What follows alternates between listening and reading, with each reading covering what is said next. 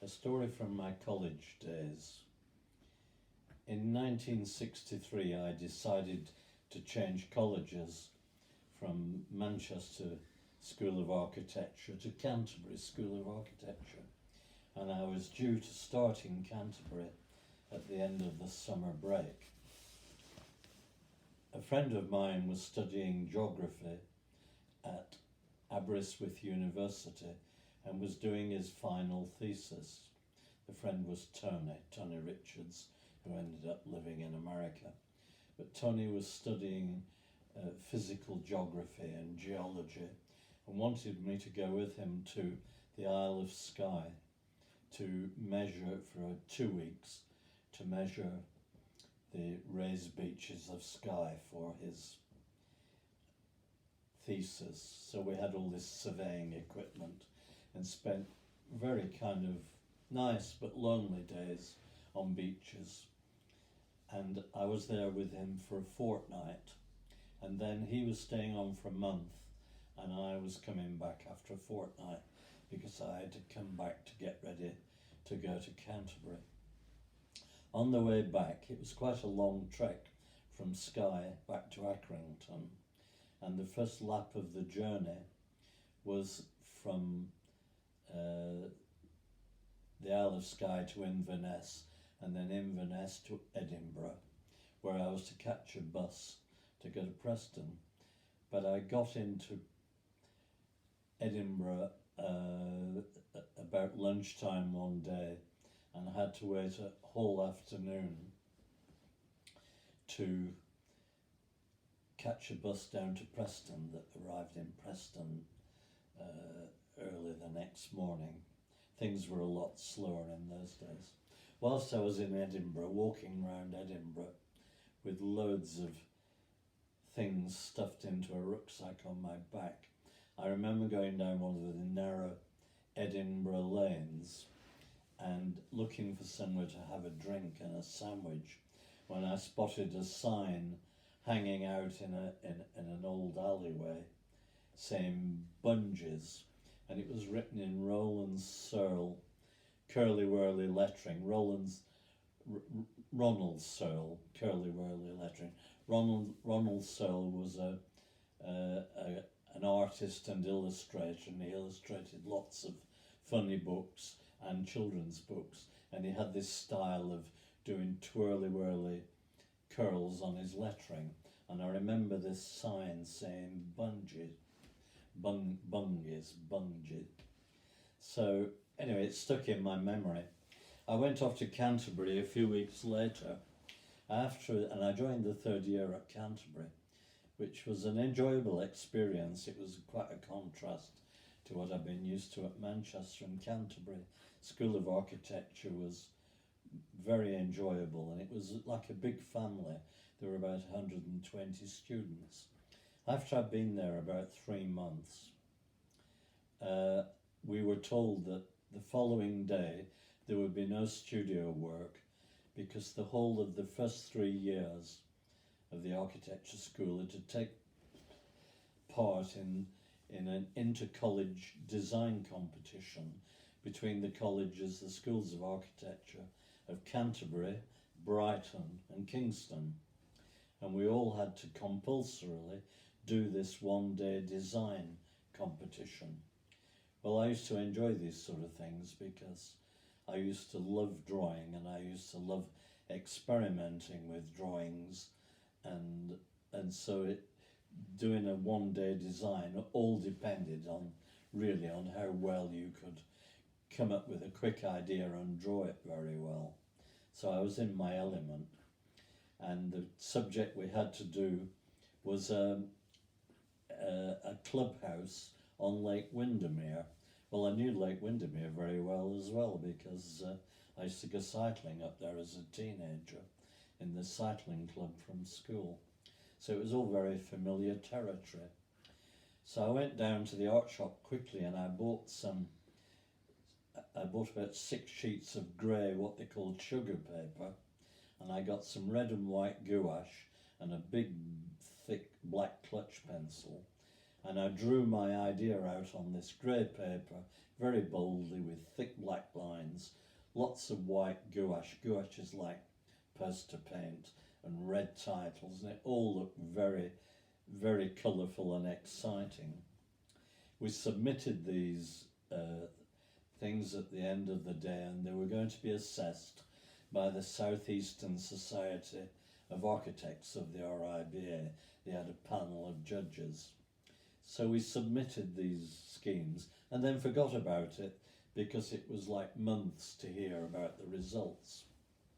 So move on a couple of months, and it got to the end one Friday morning, and our last lesson on the Friday morning was design philosophy, it was a talk given by the head of the school, who was a very professorial, proper, gruff English gentleman with white wavy hair called Robert Payne. And he went all the way through this lecture and talking about Corbusier and Mies van der Rohe and people like that, when he suddenly said at the end of the lecture, and I have to announce to you today the results of the junior design competition for the South Eastern Society of Architects, and it has been won by a certain Bungie. So I nearly fell off my chair because that was me. So I managed to win this design competition between 3 schools of architecture just by doing some very wazzy drawings of a very quick idea I had for this clubhouse. Can you say a bit more about the idea? The idea was, Angela says, tell you about the idea. Well, what I did, I cantilevered a balcony out over the water. It was built on some rocks going down into Lake Windermere on a escarpment, and I cantilevered a big balcony that you could hold dances on, and I made the floor of the balcony out of glass blocks so that you could shine lights up underneath it, and it would light it up as you danced out over the lake on this cantilevered balcony. But it was a very simple building, but it had this big feature, and I presented it in perspective, and the lake and the boats and the yachts, and I really did enjoy drawing it. Anyway, I won. I had to go to Brighton with about 30 of the guys from college for the prize giving, and when I got to Brighton School of Architecture, they put up all the select shortlisted schemes. There were about 30 of them in this particular studio, and there was mine with the first prize like sticker on it. But next to mine was a very, very complicated, intricate drawing of a guy who was ahead of his time and had done one of these tent structures like Frey Alto or Michael Hopkins had done, with tents and wires and things, a bit like Schlumberger at Cambridge. Cambridge. It was rather a good scheme and very skillfully done. And there was a crowd of students looking at my drawing and looking at this drawing and saying, look what won and look what didn't win, you see. And I stole past them without admitting I was the author of the scheme. Anyway, as a result, I was given £15 at the prize giving. I got a certificate and I got £15 given. The £15 was supposed to further your architectural education for books, and I was expected to buy architecture books with the £15. I didn't do that. I went and bought a Vespa motor scooter, a second-hand Vespa motor scooter with that. Just as it was a very interesting, and it made me very popular at the college. I became a bit of a hero on the design side because I'd managed to win this competition, and so it made my profile quite noticeable at college. The funny thing that happened was that the year later I was in the 4th year, and the same thing happened again, that we had to do this time the senior design competition for the 4th and 5th years of the 3 schools of architecture. This time it was a church hall, an extension to a church hall for community activities. This time I got some ink rollers, and I did all sorts of freehand drawings and rolled ink colours all over them and made it look very exciting. To cut a long story short, I won again. And so this time I had to go to Kingston to receive the prize, and this year it was £25, which I was supposed to spend on books. What did I spend it on?